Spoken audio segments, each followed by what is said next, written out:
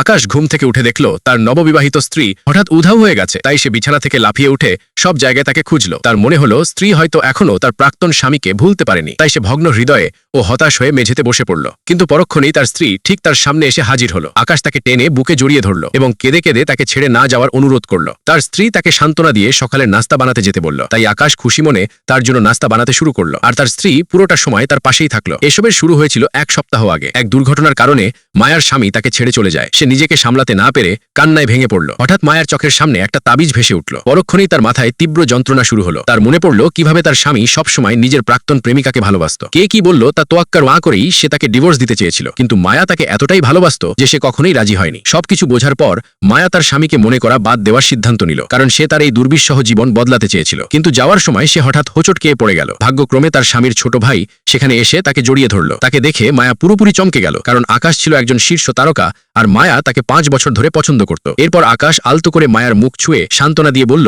যে এখন থেকে সে তার খেয়াল রাখবে। মায়া অবশেষে বুঝল যে তার স্বামীর যে ভাইয়ের কথা সে কখনো শোনেনি, সে আসলে তার 5 বছর ধরে পছন্দ করা সেই আইডল। সেই মুহূর্তে আকাশ জানালো যে সে তার ভাইয়ের ভুলের প্রায়শ্চিত্ত করতে চায়, কিন্তু মায়া নিরুপায় হয়ে তাকে প্রত্যাখ্যান করল। শেষমেশ আকাশ দাবি করল যে মায়াকে এখনই তাকে বিয়ে করতে হবে। আর মায়ার স্বামীর অ্যাসিস্ট্যান্ট পুরো ঘটনাটা দেখে ফেলল। সে সাথে সাথে তার বসকে কল করে সবকিছু জানালো। দেখা গেল মায়ার স্বামী আসলে মারাই যায়নি, সে মায়াকে ধোঁকা দিতেই দুর্ঘটনার নাটক করেছিল, যাতে সে চিরকাল তার প্রাক্তন প্রেমিকার সাথে থাকতে পারে। আর তার স্বামী এসবের কোনো তোয়াক্কাই করল না। সে এখন শুধু তার প্রাক্তন প্রেমিকার সাথে একটা সুন্দর জীবন কাটাতে চাইছিল। অবশেষে আকাশের নাছোড়বান্দা স্বভাবের কারণে মায়া আপাতত তার সাথে প্রেম করতে রাজি হলো। তাই তারা দুজনে একসাথে এক দারুণ রাত কাটালো। পরের দিন মায়া ঘুম থেকে উঠে আকাশকে দেখে আনন্দে আত্মহারা হয়ে গেল। সে ভাবতেও পারেনি যে 5 বছর ধরে পছন্দ করা আইডল এখন সত্যিই তার প্রেমিক হয়ে যাবে। পরে আকাশ জানালো যে মায়া তাকে বিয়ে করলে সে তার সম্পত্তির অর্ধেক তাকে বিয়ে দেবে। মায়া বিষয়টা নিয়ে ভাবলো এবং সাথে সাথেই তাকে বিয়ে করার সিদ্ধান্ত নিল। আর এভাবেই তারা দুজনে তাদের বিয়ের রেজিস্ট্রি করে ফেলল। চুক্তি অনুযায়ী মায়াও আকাশের বাড়িতে উঠে গেল।